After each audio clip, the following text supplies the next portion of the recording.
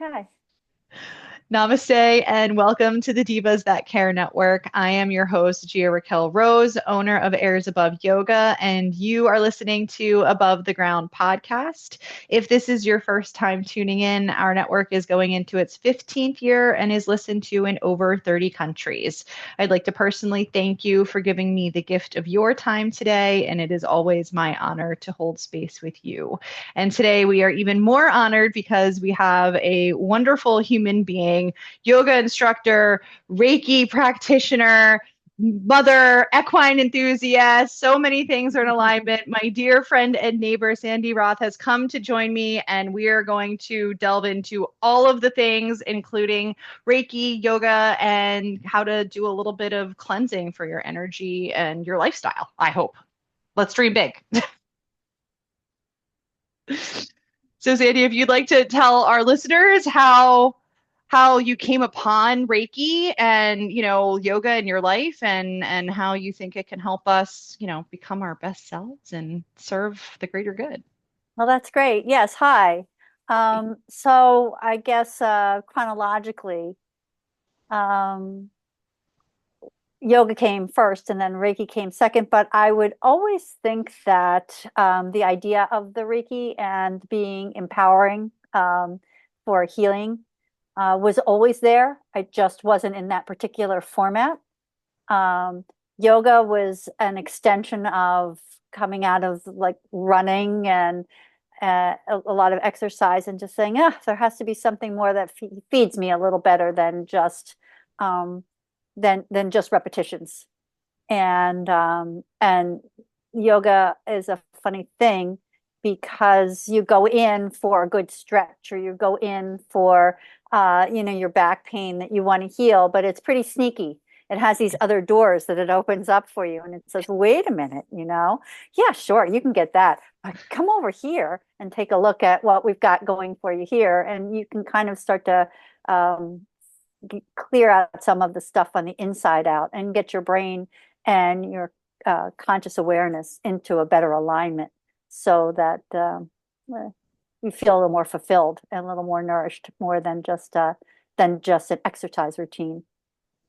Yeah, it's the yoga rabbit hole. It's Yeah, exactly. You go down it and you everything's upside down. it sucks you right in. Absolutely. And then Reiki um, always uh, realize that you can affect your well-being through intention and just but the Reiki itself was very nice in that some of the precepts of it is you can do no harm, it can only do good. The idea of doing it in a group, the Reiki shares, where everyone comes together and helps each other, was really enticing and felt very comfortable. Also, no matter what you do and offer, it goes through you, so you get too. So it's a win-win. Yeah, absolutely. There are so many other modalities, but this one just happened to speak to me. I'd had some Reiki done, and it felt like it was like the warmth and the almost burning of the. I said, "Boy, this is really something that I need to investigate," and then it fell into place. Yeah. Yeah, it's very powerful, I think, energetically. And so do you find that you enjoy, you know, hands-on versus like, so a lot of the questions that I get when I'm working with people are like being in the room versus distance Reiki. Do you have a preference, or like, preference is kind of probably not even the correct word, but like, how do you feel, or does it depend best attuned to the energy or the space in the room, or how do you feel you or your client get the best benefit, or the shares, for example, the people that you're working with? When we Do you, started, of course, there was a lot of hands-on, and I was in yeah, the room with people, and in the Reiki shares, of course, we were all together. But as time went on, and as you get to different stage of Reiki, you get the distance symbol, and then all of a sudden you realize that time space does not exist, and it really doesn't matter where you are, and that just the intention um, uh, translates very well. I mean, it's always nice to be have someone there from a personal standpoint, but it really doesn't matter. There's a woman whose name is Lynn McTaggart. McTaggart, she's a journalist, and she wrote a book called The Field, as well as The Power of Eight. And she did a lot of studies, and she tried to do them more of the scientific studies, where she could affect the healing of not they started out doing plants and seeds, very basic stuff, and then sort of gradually moved on to people, and they found that there's basically no difference whether you're with someone or whether you're apart, and it doesn't matter how far apart. It's the It's all the connection energy. goes very deep, more than just the physical. Yeah. Yeah, yeah. And I always say, because there's another a woman who I go on her podcast, and it's Robust Lifestyles on the same network. And I've done Reiki on her horses, and she's in Kansas. And I love working on her horses. And it's so cool for me, the way that you kind of get in a so for horses, for example, if you're doing Reiki on a horse, like I've done Reiki on my own horse when he had his injury, and I'm sitting on a bucket and I have my hands around his hoof, and I'm like worried he's gonna flinch or do something or kick me or the bucket, and you're just like, it's very hard for me to get into that like meditative receptive state around a large animal like that. But when I do distance healing on her horses, it's very different, because I have her be my eyes there and kind of take notes, and I get to just tap in and just be in a very meditative state and send the energy. And I will notice what's really cool is she'll say, "Oh, at this time this happened," and I'll say, "I was doing this," and that's been super eye-opening for me. And in to what you're saying, to confirm that it doesn't matter if it's for me. I think actually with that kind of an animal, a large animal or any animal, the distance can actually be more beneficial, because you're able to really tune into just the energy without being worried about potentially getting kicked, as an Yeah, so you feel there's less example. distraction for Yeah, you. Yeah, absolutely. yeah. Yeah, yeah. Well, it's very important to be in on that meditative state. It's very important to drop in, Yes. so that you're not uh, fighting the thought process and something. You're just sort of letting it come through you, because really it's not you, it's the energy being you're facilitating. Right. And so the more you can clear and stay clear, the more the benefit that you can offer. I think the Yeah. more the stronger the Reiki would feel or be. Yeah, the clearer you keep your channel, right? Yeah, Yeah. exactly. Exactly. That's very important. And may I ask, and I don't want to over ask, but do you see things with your mind's eye when you're doing Reiki? Like, do you get, guidance of either where to place your hands, or, what to intuitively move to in a person or an animal? Is there, only if you're comfortable sharing, because I don't want to take anything too personally if it's your particular Not at method or all. way of No, way I of think working. when we first started doing Reiki shares, and you would have someone on a table, the Right. first thing you do would be to scan them. You put your hands over top of them, and that's how I was trained. You just Right. do the scan, and that's how all the processes start. And you could definitely feel it was very palpable to feel areas where there'd be warmth, areas where there'd be cold, um, just the areas that would draw you, Yeah. right? And you'd say, oh, and then you could feel areas that might feel a little stuck or things, and then after time you could feel that release either through them or sometimes through like a little gastro and a bubble in your burp, or like you'd be Yep. like, oh my gosh, I can feel this almost coming up in my throat, so you'd have to have a nice exhale. Yep. And so that started, with the training that way. But then once you start to do the distant Reiki, I think the same things become apparent. You can really notice either, I think it's more through heat and cold or tightness. I don't know if I really see things as much as just the feeling, those feelings. Yeah. Um, and there's sometimes even in a yoga room, you're walking around as a teacher, you're walking around, and everyone's doing whatever. Then someone just calls, or you just feel drawn to someone for whatever reason. Maybe just a tap on the shoulder, or just stand next to them for a moment, and you can feel that maybe they've had some sort of release. Yeah. Um, that they had some energy that was moving out. And but you know, can always feel that. Do I necessarily see what caused that or their personal experience that was related to that? No, I can't say that really. You know, you might feel it, and I judge it by what part of the body it's in or what where it Always. is. Yep, yep. And I think that's very, very true for yoga. And it's true across the board, but I definitely feel like um, you know, chakras are, I've done so many episodes and had so many questions, and we've got like deep dives on chakras, all you could fall into all the rabbit holes on that topic. But I think, yoga is kind of like the gateway, I think, to energy for people that are not necessarily in tune, I'll say, with it, or that are they're living in a very, in a very this world 3D kind of environment.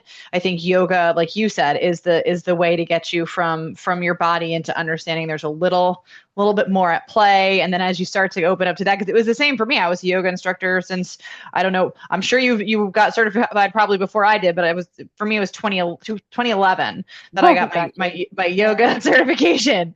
And then Reiki was only back during COVID, actually, that I got my Reiki attunements. So I'm a little bit newer to the game, as it were. Not that it's a game, but but I definitely feel like, one definitely leads you in the direction of the other to a certain extent if you, find yourself there. Absolutely. I think it just creates more sensitivity, Yeah. and a broader awareness of the lack, the lack of separateness and the more feeling of connectedness. Absolutely. I know, I'm sure you as a yoga teacher, you had a lesson plan. Okay, I've got this lesson plan. I'm going to teach this class. You walk into class, everybody's sitting there looking at you, and you're like, nope, nope, that sure isn't what these people need today. And out the window it goes. And then at the end of class, invariably somebody says, gosh, that was just what I needed. And I'm like, well, yeah, you brought it. I had this other idea. Yeah. So, the tricksters, Uh-huh. they It's so say, funny. it really opens up more doors for connectedness and uh, Absolutely. I used to have post-its when I first got out of teacher training. I had post-its, and I had in the tiniest handwriting every yoga pose I could fit in a class that would have taken 4 hours to complete because I was so type A. And I would walk into the room and like one person would be like, I have a hip injury. And I'd be like, well, yep. so Yeah, no pigeon for you. Like, yeah. we're gonna redirect. And then I was talking to the daughter of a friend of mine, and I was doing one of these podcasts, and it was like the night before I was supposed to record it. She was like, aren't you like, shouldn't you be preparing, like why aren't you like, and I was like, no. I was like, I was like, oh, grasshopper, I'm you don't such a understand. renegade. I was like, it just at a certain point, and it was literally through the yoga teacher training and that lesson, the exact lesson that you just said of just all the preparation in the world. And I also don't want to go the other way and say like, no, I'm never prepared. No, I don't do things to prepare. But I think, I don't know how you teach, but I always practice little mini sequences in yoga or little mini, things that go together. And then I think I've heard it kind of relate to me through people talking about jazz music and how like jazz is improvised, but they're so attuned to the music. And I think for us, obviously it's not the same thing, but our bodies are instruments in a way, literally, especially with Reiki and with yoga. And so you have your own practice and you know which poses organically fit together. And if you Hmm. have that and it's in you, then you become your own jazz improv solo in whatever class. So that practice is in there, that, whether it's the podcast, these conversations, the information, the years of study that you and I have poured into these different modalities, it's all in there. And then this conversation is our improv, is our flow, is our solo or our duet, if you will, for this intents and purpose. And I think that, she's a young girl, and it's like you're gonna one day you're gonna get that. You're gonna get there. Like you'll understand. You'll have your own aha moment where you have to rip up your post-it. And That's a great, you that's too a will really rip up nice a way to put post-it. it. But I'd like to use that metaphor as to music and jazz because you're Yeah, absolutely right what you're saying. And within a framework, within a certain, and everything, the harmonics all have to work. But to say that it's that there's a rote, I know there are some schools of yoga where there are set sequences. right. Um, that wasn't where I was. That isn't what called for me. Although, I mean, that's okay. Um, there's always that saying you can't step in the same river twice. So I mean, how many times are you going to do down dog? But every time you do it, it's a little bit different. But I try Absolutely. to stay away from the same sequencing because sometimes then there is anticipation in people's bodies as they get Yep. used to, like, I don't know whether you have a certain teacher and you're like, oh God, the teacher's so hard. But then after a while, you get used to how they teach and it's not as, and then you take somebody else's class and you're like, oh my gosh, you know, so different because that anticipation and is gone. Right. You don't know what they're going to do. And so you really have to be attentive to what's going on. Absolutely. Pay Absolutely. attention. And stay on your kind of keep you on your toes. And I will say, there are benefits, like and vinyasa is such a fluid term. It covers all, manner of Yeah. sins. But there are Hmm. different, the sun salutes are that, little mini Hmm. Hmm. organization Hmm. Hmm. of the postures. And I will say one of the things, because I was super into, like, when I would go to a class, it would always be a vinyasa class and like a slow flow. We're not talking like crazy aggressive, because I've gotten so many injuries from falling off horses, but it happens to the best of us, right? Yep. But I do what I really took from that was the ability in being the student, even though I was an instructor, was being able to shut the mind off because I knew the pose that was coming. I knew it was going to happen. I knew my body, that anticipation can also work as like a little mini Hmm. meditation in its Hmm. own right, Hmm. like a Hmm. physical meditation for your body. And I think that, like you said, there's benefits to all of it, right? That's just what calls to you, what doesn't call, and it can change over time, and it can change, like when I was first getting into practicing, I very much was into, you know, as aggressive a yoga environment as I could create, and I have a shoulder injury, and now I'm much more into, like, let's deepen into this pose and let's focus more on meditation and breathe. And it's just so funny how, as maybe, I don't know how much I've matured, but as you mature, as you deepen into the practice, you your trajectory shifts, or your priorities shift. Did you find that for yourself in your own kind of? Well, clearly you're talking about a maturity of practice where, and I think you're right. Everybody started out doing um, a lot of sun salutes with a lot of up dog down, up dog down dog and back, and there were a lot of shoulders and rotator cuffs that definitely didn't make it through that period of time. Plus, there was a subtle aggression where you'd look over and somebody would be in some pretzel pose, and you're like, okay, I can force it, but the maturity of practice over time comes in and says, that's really not the end result here. And hopefully you find that before your injury and not after your injury.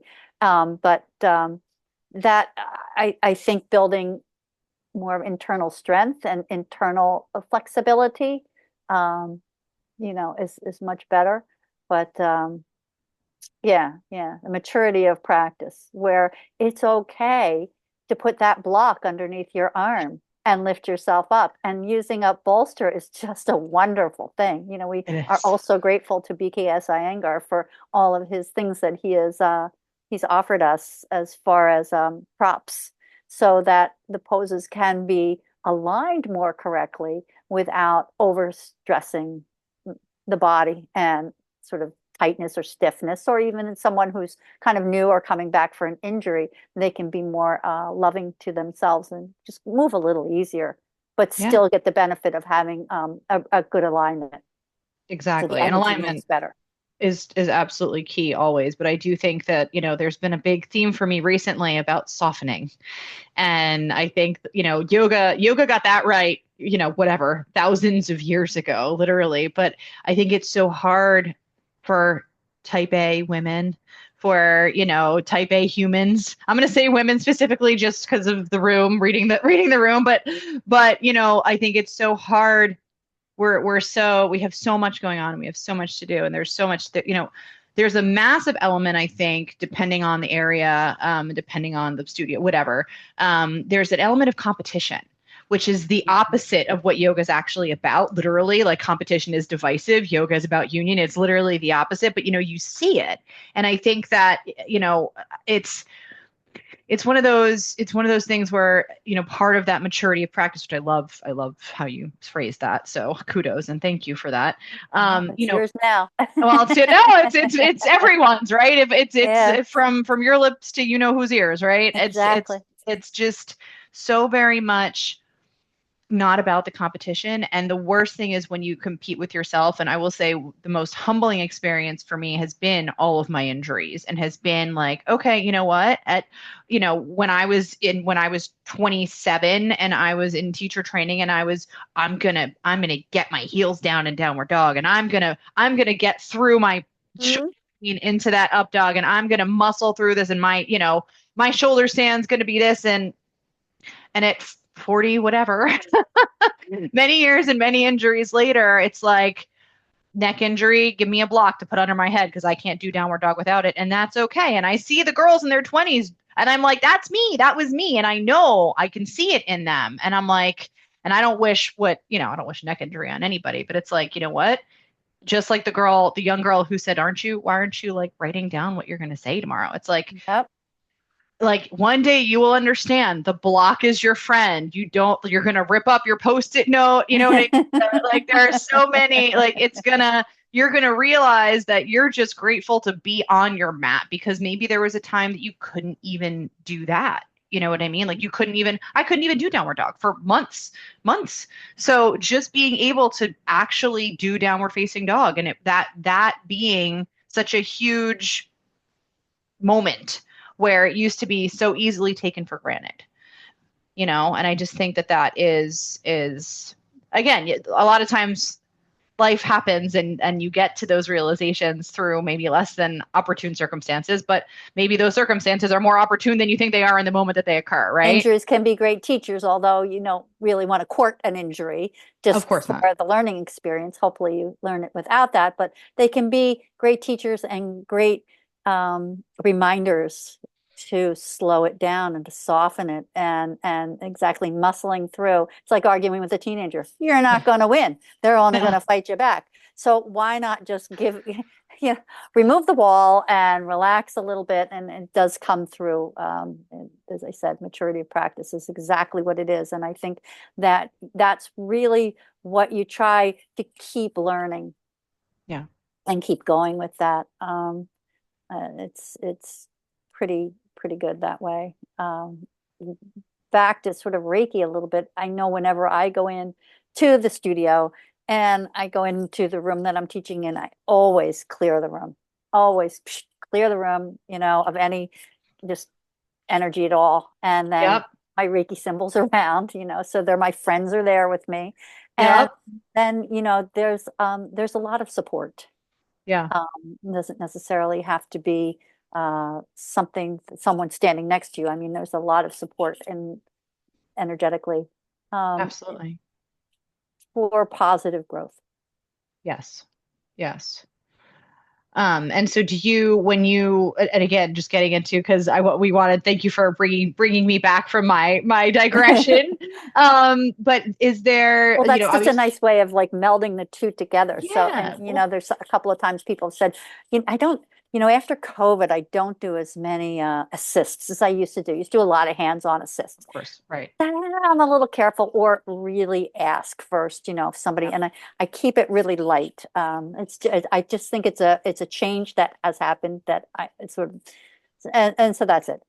But anyway, someone will say, well, how come you can do this touching, but it doesn't feel creepy? And I'm like, because it's just really the energy you're feeling the Reiki. because it's Yeah. just no matter what you do with the positive intention, it's just going to go, Yeah. it's And so do you open your channel every time you teach a yoga class?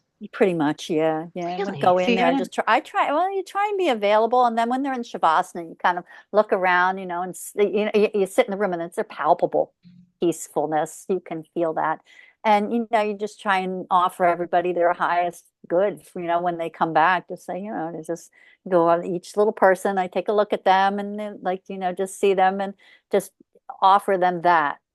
Right, Um, right, and whether or not they choose to receive it, it's theirs.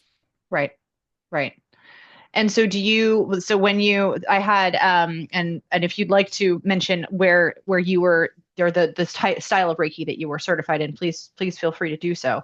I've had one other Reiki practitioner on as well, and she was animal Reiki specific. And I don't want to say specific because she's attuned to work on all beings. But she had a very interesting way that she was taught where she literally, there was a video of her kind of creating the energetic field, the Reiki in from her in and around her to create a large field where animals around her were able to walk in and out of it and then choose to lie down. There was a video, very, very, very That's cool, cool.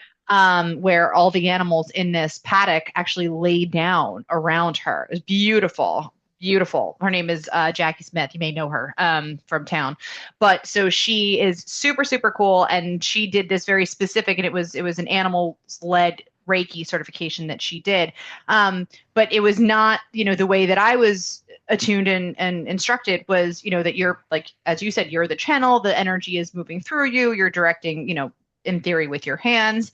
And since kind of talking with her, I've started just on my own to practice this, you know, bringing like for clearing purposes, bringing the energy from my heart space, out of me, just with intention and meditation into, around me, bigger into my home, into my yoga studio. So I'm just curious when if you don't mind sharing, when you clear your yoga studio or when you clear a space or you clear, your own field, how do you visualize it or how do you achieve it? Do you think violet flame or is there a method that you use or what may you share your Reiki secret if you're comfortable No, doing so? there's no secrets. I was Usui, Dr. Usui. It was Lee Rand who was the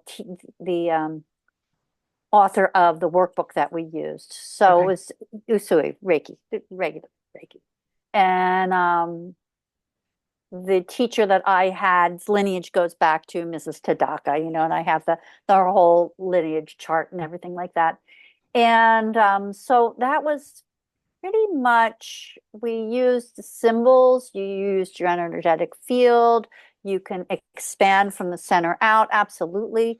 Um, at first, when we were doing it, there was more of it was just again more um, as just growth that you get, kind of maturity, even in the Reiki. When you start out, you think, oh, it's beaming, the beaming light. It's coming from my hands. It's beaming. I'm beaming it through my hands. And if I don't feel the heat or whatever, oh my gosh, am I beaming it right? You're always worried about yourself.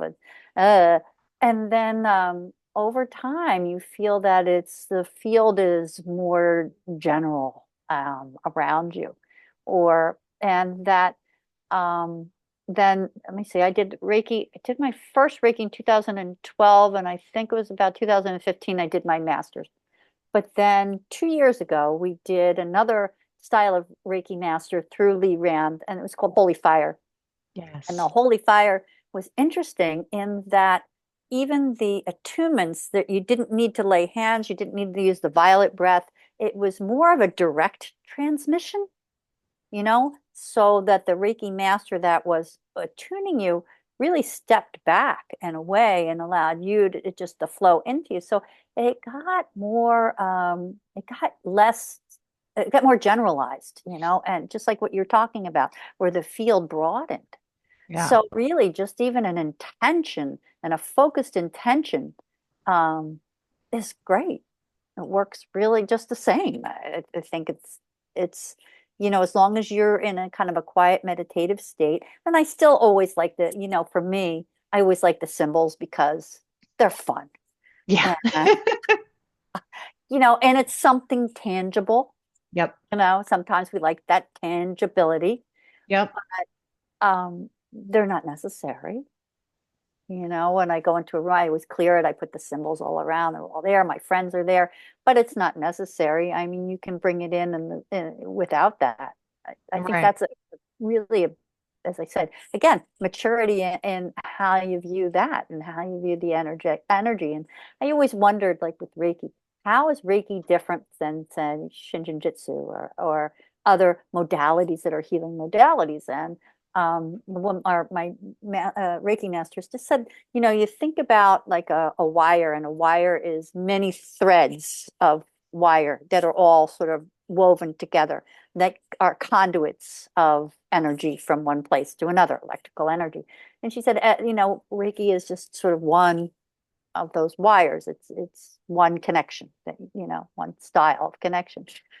Lots of different ones.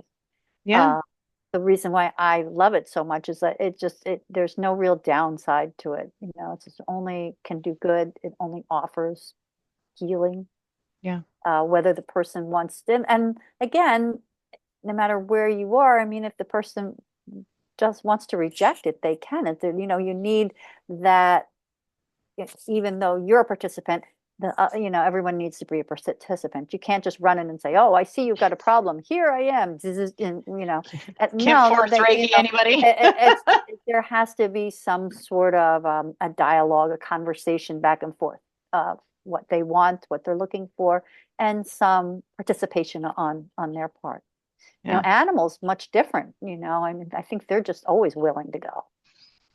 Not a lot of resistance there.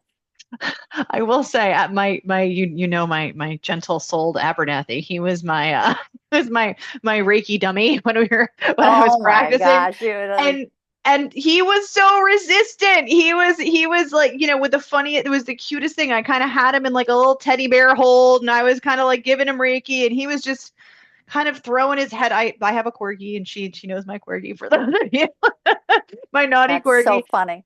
And he kind of let me do it. He's stubborn anyway, as the breed is. But what was so funny was after he conked out on the floor like a little pancake for about 45 minutes to an hour. I was like, so see, you liked it. You just had to get through. You just had to get through the process first. I'm sure when you're doing if you're ever doing yoga at somebody's house and they've got their dog, or even if you're doing a Zoom, like even now, I mean, Yep. your dogs would be sitting right next to you right now.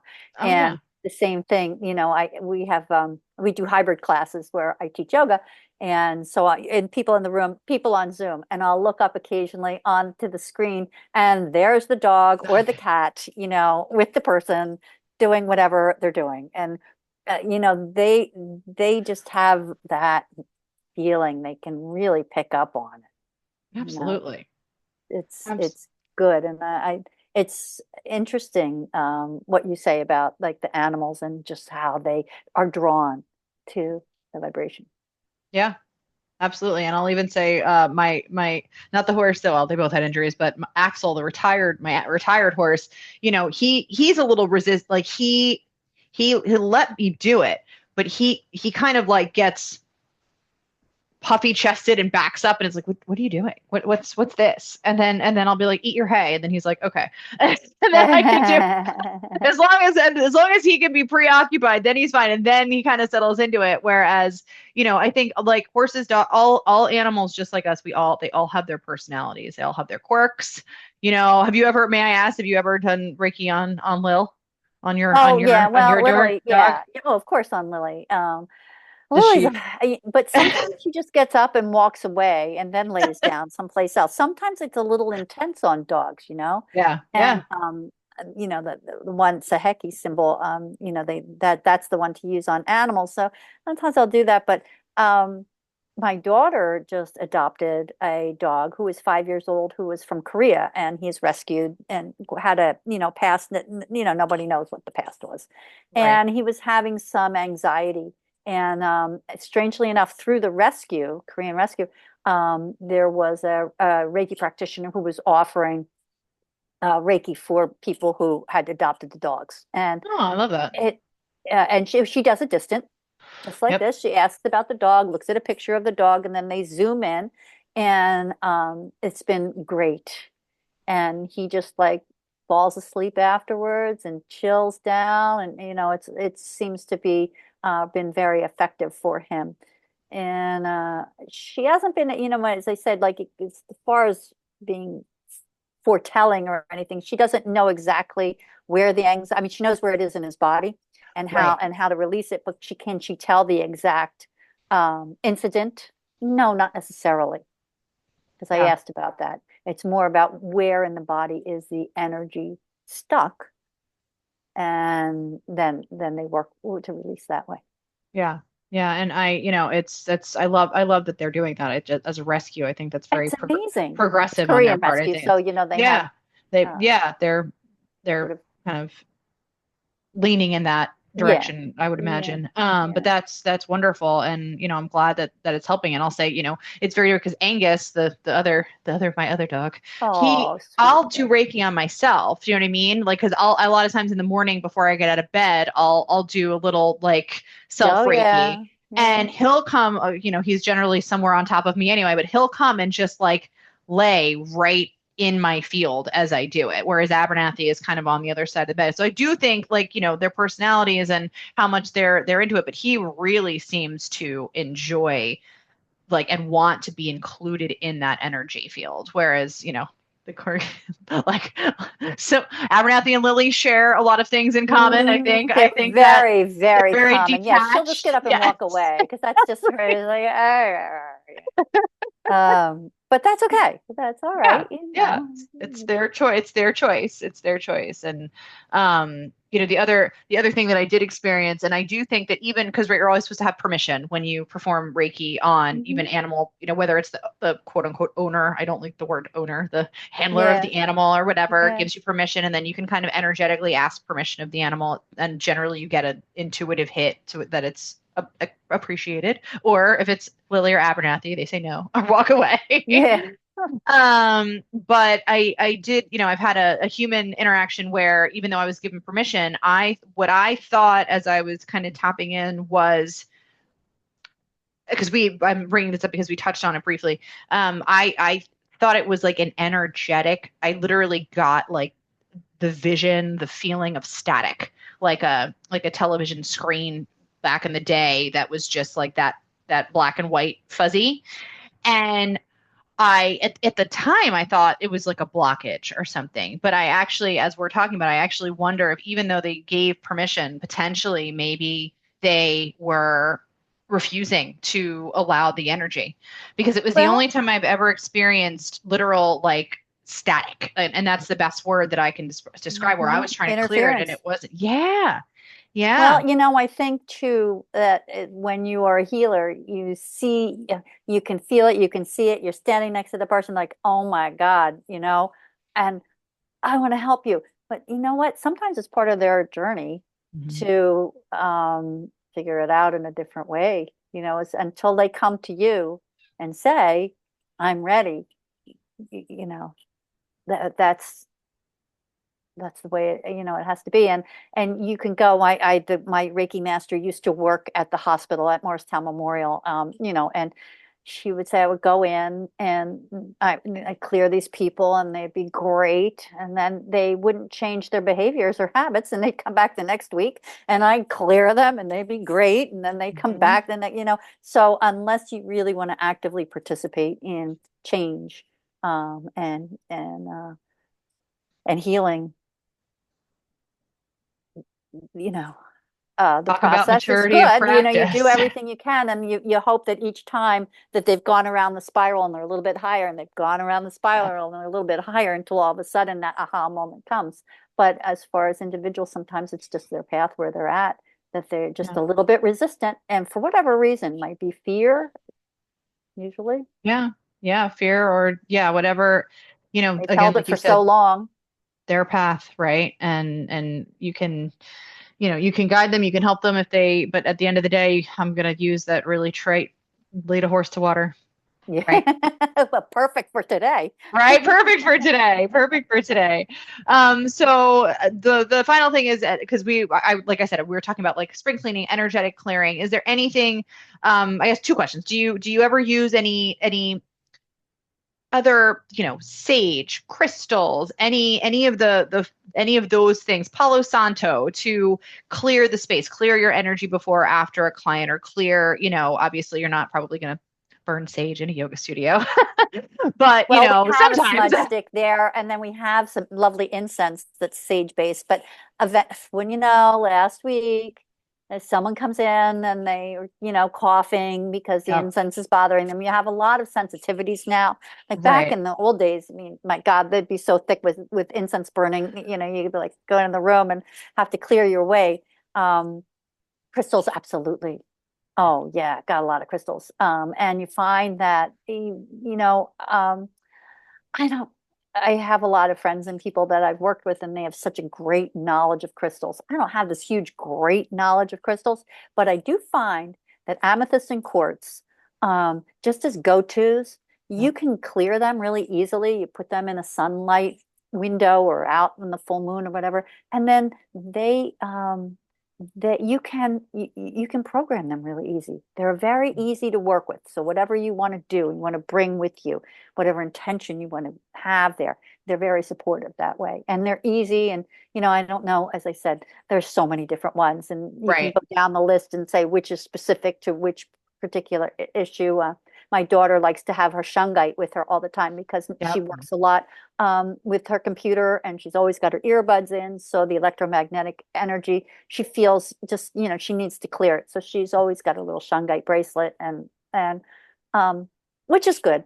But Yeah. if you just do nothing more than quartz and amethyst, you can't go wrong. Yeah. They're good Yeah. friends. Yeah, They're just they always go. there. Yeah, they're always there. And the only one that I'll throw in on top of that, and not really on top, because I believe it is. I shouldn't say that, but I believe it is a form of quartz. Is selenite. So I was going to say Selenite. yes. So I knew that was coming. Selenite. Yeah, I yeah, got it right selenite. there. It's like I have a giant one over the door of my yoga studio. I have a giant one over the door of my bedroom. You know what I mean? Like you're not you're not Well, coming in here a funny today. story, which I'll tell you that I don't want to hold you up, but No, never. we go to horse shows. Go with my daughter to the horse shows. When we go to Lake Placid to the horse show last year, and we're staying in a hotel. And so I had this nice piece of shungite, right? And I stuck it in my bag. And we get to the hotel, and she's in the bathroom, and I'm setting up the hotel. And it's strangely enough, we had gotten an upgrade. I don't know how it was. They were like, "Oh, you have an upgrade to a better room." So, and Nice. right between the two queen beds is the table, and I put the shungite right there. And she goes out of the shower. She goes, "Does the upgrade include crystals too?" She's like, "It's sort of thought that maybe the Hampton Inn offered crystals as well in their Crystal upgrades." healing. Yeah. I was like, "No," and I brought that. And then it just got to be funny. Every time we go away, there would be that There it shungite is. right there on the table between us. So, it's a fun, it is, that's another, you're absolutely right. I'm sorry, I forgot that, Yeah. but I'm glad you Yeah, brought that no, up. no, don't apologize. It's just it's a good one because it also clears other crystals. That's why, like, if you're gonna Hmm. Hmm. for the amethyst, for selenite is just, it's a big old, you can get them big or small, but the big old wand, I've seen people literally just having a bad day, just lay down with a piece of selenite. You're And it's just not like, expensive, so it doesn't break the bank to no, get a nice no. piece. And yeah, you're absolutely right.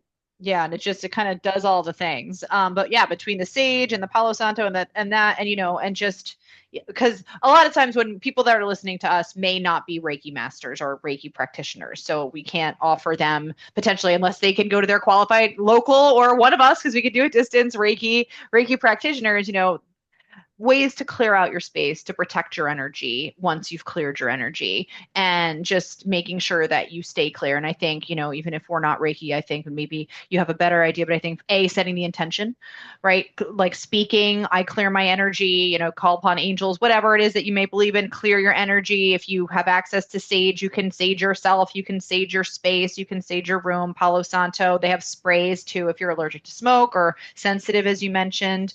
Have some selenite or some amethyst or some clear quartz. And is there any other people things for people that may not be Reiki practitioners You that could they really can? just, and it's one of the techniques for Reiki, is you just take your hands, just sort of start at your chest and just sort of swipe down, and then the other one down like 3 times, one Yep. on each side, left and right hand, 3 times, and it just as if you were sweeping yourself clean, just doing Yep. that. And an intention. You think about like a beautiful rose, a gold rose above your head that's going to come down through your aura and clean everything out, and then you just let it go. And there's all sorts of different techniques for doing that. And but it is always important because no matter where you are, stuff sticks, Yeah. and you want to make sure that you are as clear and as if you have a window and you're trying to look through it and it's dirty, it's distorted. You want as least distortion as you can. So you just keep clear in the mirror and keep wiping it clean, any way you can. But just the intention is good. Any way Yeah. that works for you where you can see yourself refreshed. Yeah. And I know even just to throw in, because of course the yoga, the Ayurveda suggests taking showers at the end of the day. Hmm. And I Hmm. think water is another, like just for basic, Hmm. like basic human cleanliness, but like, right, Hmm. like just for your body, but also Absolutely. in the shower, I've tried to instill in myself this habit. Sometimes I shower twice a day, but at least in my morning shower of literally saying like an energy cleansing intention prayer, whatever you want to call it, as I'm showering and just reinforcing that as like a little mini meditation to have this water like rinse all of the debris, negative energy, whatever, anything that doesn't belong to me off of my body, out of my auric field, let it go down the drain, be transmuted and return to Mother Earth for her own healing and highest good, right? You know what I mean? Just Exactly. something as little as Perfect. that, beginning Hmm. and end of your day or whenever you happen to shower, and just kind of get into that habit of it's remember healing's not linear, it's cyclical, right? Like you said, watching the spiral go up. I loved when you said that because it's true. Like you can't blame yourself when you circle back around to that problem again. Maybe you But still you're have some never more back there where clearing. you were. You're always a little Right. bit more A little understanding. bit, exactly, a little bit higher up. So, Yeah, yeah. um, I as remember we, if one of the images when we were doing Reiki in the beginning, said it was sort of like a shower, just sort of showering down on you. Just exactly what you're saying. It brought me back to that, and it was a great image of just being washed clean. yeah, Hmm. yeah. Hmm. So I think, intention setting, you can, if you really feel like you're having a bad day, you can break out the crystals and the sage, but even just water or using your own hands to wipe away and setting that Hmm. intention to clear your energy, and even set an intention to, protect your auric field and your Just going out and in your nature space. too. It's another Always. beautiful thing. I mean, we happen to live in one of the most lovely places ever. Yeah. Me And too. it's just, nice to go out and let the wind blow in your face and the sun shine down on you. And those things are just natural healers. Yes, 100%. Absolutely. Mhm. Absolutely. And Is being there with your horses, being with and your just being with your horses? animals. Yep. Yep. You Animals have are a lot of things. healing. Yeah, we are very blessed. We are very, very blessed. And but I think, it's wonderful that, you and I have so many of these things in common, and that we can Absolutely. share the fact that we're blessed. We can give that positive, good energy out to the world around us. And I think that that's what it's all about. Mm-hmm. Mm-hmm. Is working from the small, very blessed little corner of your existence. And if we all do that, right, that's how Oh, the it'll world be becomes a great. better place, right? Yep. If we just take a little bit of responsibility for bringing the light, or being the light in our own little slice of the world, and watch the whole world light up. Yep. Oh, that's such a nice way of saying that. Yeah. Beautiful. Thank you. Beautiful. Is there anything else that you would like to leave our listeners with before we kind of wrap up the healing and the healing session that we've just had? I feel like it was a healing session. I know it It was meant was to be a really good. conversation, but I felt like it was wonderful. Just like, everybody, enlightenment we'll have it all. I mean, you'll have it. You don't have to struggle. Yeah. Your path is there and you'll find your way. I think we all will. And just be nice and be kind to yourself. Yeah. I don't know. That's the nicest thing about it. And just what you were saying, less maturity of practice. It's really good. And, Yeah. and just how you view yourself in all things and in Yeah. your relationships with other people, because they're going through the same thing. Absolutely. Yeah. And to that end, to that point, remember, well, I They won't say don't remember, have but yoga and they don't have Reiki. So some of them, and you feel like, oh, how could I even exist without them? right? And how look at So like you said, supportive. maturity of practice, where you came from, where I came, where we were to where, we are now, and where we will be, and how many people we can inspire and bring with us on Hmm. our way, and touch the lives hopefully in a positive way. And and be that light. And I just, this has been coming up a lot for me, but that even the people that you are interacting with are a reflection of yourself. So that love that you give to that person all starts by giving that love to yourself first. And the more you Yeah. love yourself, the more that you will invite that reflection of love back to you. And so I think that that's, super, super important because no one's going to love you as much as you except for your mom. Except for your mom. Well, it's so nice of you, and thank you for doing this wonderful podcast and sharing Oh, thank you. um, your great perspective because it's very holistic. Yeah, thank you. Thank you. Well, thank you for being, a neighbor mentor and an amazing, one of my favorite humans, one of my favorite Oh, ladies thank and you. Well, the women. feeling's So mutual. thank you. Thank you so much. And for anyone who happens to find themselves in the tri-state area or on Zoom, apparently they could zoom in. Sandy teaches at Glow Yoga in Basking Ridge, Yes. and has been there for quite some time now and will continue to be there. Yes. And also is available for Reiki, and I'm sure that they can probably get in touch with you via the studio if they look them up Yes, absolutely. on the interwebs, on the Hmm. Google. Hmm. And thank you so much, Sandy, for joining me today and for sharing your wisdom and your grace and all the wonderful things about you and Lily too. Oh, thank you. Well, thank you, Gia. You are a goddess. So are you. So are you. 100%. 100%. And I just want to say that I appreciate Sandy and each and every one of our listeners for sharing your space with me today. And so please feel free to share the same with your loved ones. For more goodness, follow me on all the socials at Above the Ground Podcast or visit my website, airsAboveYoga.com. And as always, please check out my other episodes and all of my amazing sisters at Divas That Care Network. You can find us on SoundCloud, Spotify, Odyssey, Apple, or anywhere else that you may feel guided. Again, my name is Gia-Raquel Rose, owner of Airs Above Yoga, and you are listening to Above the Ground podcast, where every day is a good one.